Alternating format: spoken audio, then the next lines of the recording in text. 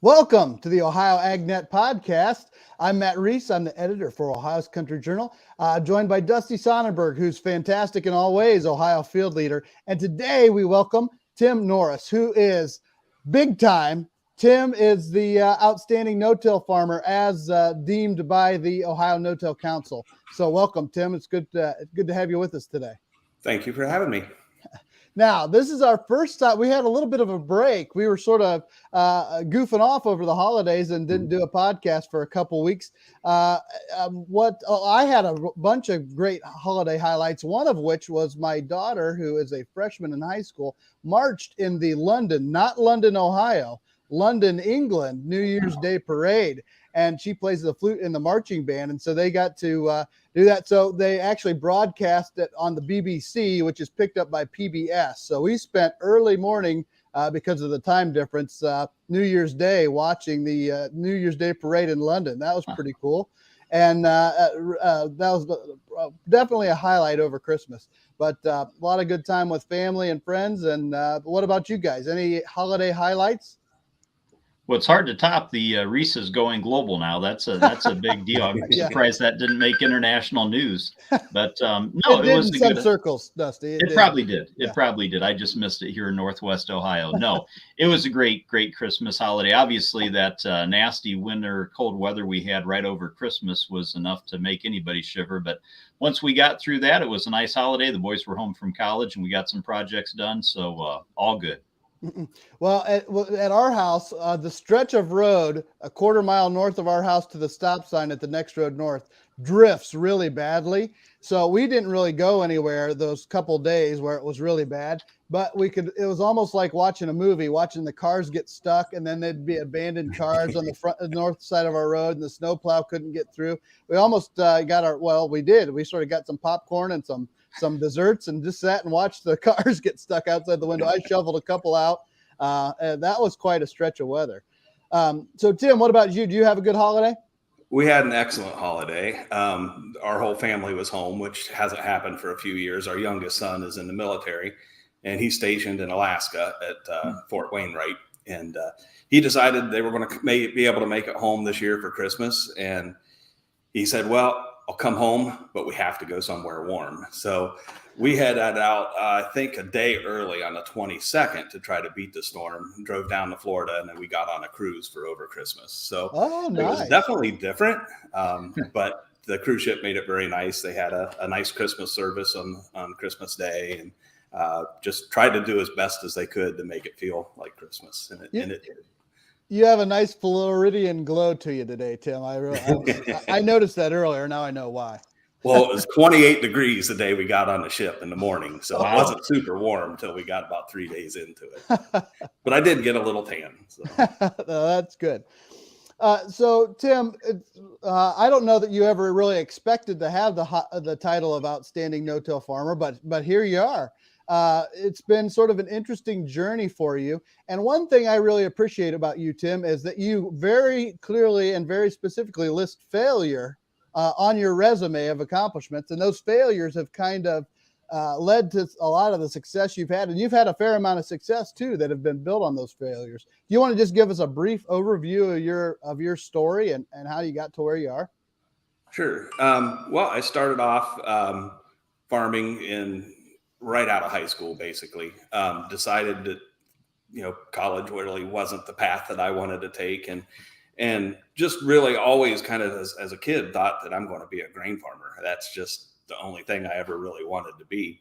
And I guess I kind of had a little bit of a big head. I was kind of, full of myself and thought I could do things better than what my father and brother could do. And, they taught me how to do all the mechanics of farming. I mean, I knew how to plant the corn. I knew how to harvest corn. I knew how to, till the ground. I knew how to do everything that we needed to do. They taught me that. But what I really didn't know was the agronomics of how to produce a crop. And they had a very diverse farm. I grew up on a small corn, soybeans, wheat. They also had oats, hay, and then cattle, chickens, and hogs and sheep. So we had a lot of different manure. We didn't have a ton of acres. Everything, got manure. And basically, I did the same things that Dad and my brother did, but I didn't add any manure. Was using just pop-up fertilizer, which is what they used, and no other fertilizer plan really to say. And then when we had a bad drought in 1988, we had 2 extremely wet years in 89 and 90, and then another bad drought in 91. And because I didn't have that good agronomic knowledge and didn't have a good base of fertility to fall back on during those times, my farm took a lot rougher hit than what a lot of the other farms did that had a good, fertility base, and they understood the agronomy and were better at taking care of weeds than what I was. And ultimately that led to the decision, do I sell out and be able to keep the farm that, basically my brother and I inherited my aunt's farm. I bought his half out, and I was at risk of losing that.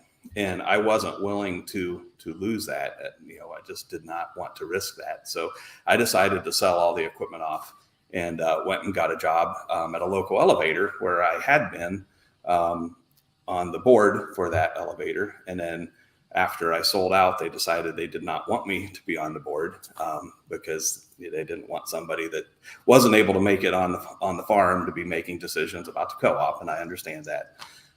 So I ended up going there and dumping grain at that same place that I had been on the board just a few months earlier. And that was really, it was the best thing that could have happened to me in my life because a couple things happened there. One, I got to believe in myself again. And 2, they sent me to a crops development school through Country Mark. And that's where I learned about precision agriculture. I remember visiting a co-op called Illini FS, and I think it was in Champaign, Illinois. And we're looking at this big flat 150, 160 acre field. And they had the maps showing the difference in fertility and the difference in soil types in that field. There were 2 soil types, yet fertility was kind of all over the board. And it got me thinking, wow, if this can work out here, what's that going to do in central Ohio? For example, this year I planted 122 fields, and that was a total of 1,664 acres. My average field size that I planted was 13.6 acres. We're right in the area where the glacier quit. And so we're in the foothills of the Appalachian Mountains. If my great-grandparents would have just went a few hundred, even 50 miles further, we'd been in a lot nicer, bigger fields in like Western Ohio, but they didn't. So this is where we are, and I love where we are. But you've got the scenic foothills there. I mean, that's what must have reeled your great-grandparents in. That's right, yeah, because they could see some flat ground, and it's like, we'll stop, and hey, I got a great place to ride motorcycles. It's wonderful. Well, and you have quite a few soil types in those all those different fields, much more diverse than maybe Champaign, Illinois, and that really made that precision technology shine, right? Yes, it did. Especially, I think for no-till. Once we got into like hydraulic downforce, that just really helped me, in my opinion, be able to no-till and not have to wait for conditions to be perfect. One of my favorite Bible verses is on the back wall, and and it's Ecclesiastes 11:4, and it says, "The farmer who waits for perfect weather will never plant, and the farmer who waits for a calm day or something like that will never harvest." And you can't really wait for everything to be perfect, so you got to do everything you can to get and do the best job that you can.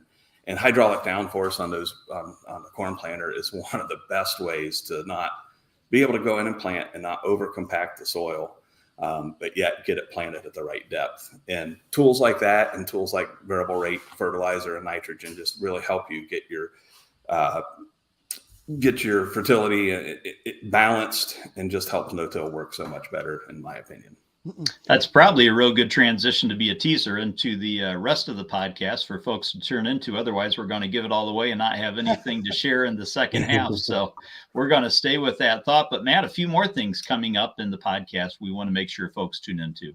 Yes, we have an update with Jim Chikaris with the Ohio Poultry Association, and their initial annual meeting got canceled because of high-path avian influenza there in the fall, and it got moved to December. So I caught up with Jim after that December meeting just with a nice overview of the poultry industry and some of the challenges going on there, continuing with high-path avian influenza, but also labor issues, high input costs. If you think about poultry production, feed is a huge percentage of the input cost for them, and feed costs are high right now.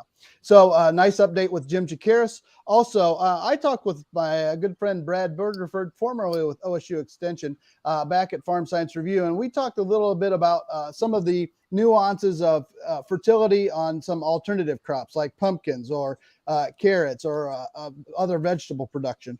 So some interesting information there from Brad.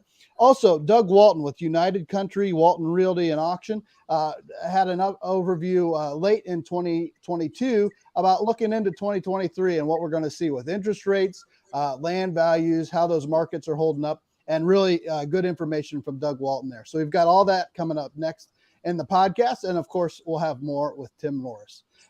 Thanks all for tuning in today to the live portion of the podcast, and stay tuned and check it out in Digital Dale tomorrow. It'll be up on ocj.com for the remainder of our podcast. Thanks for tuning in.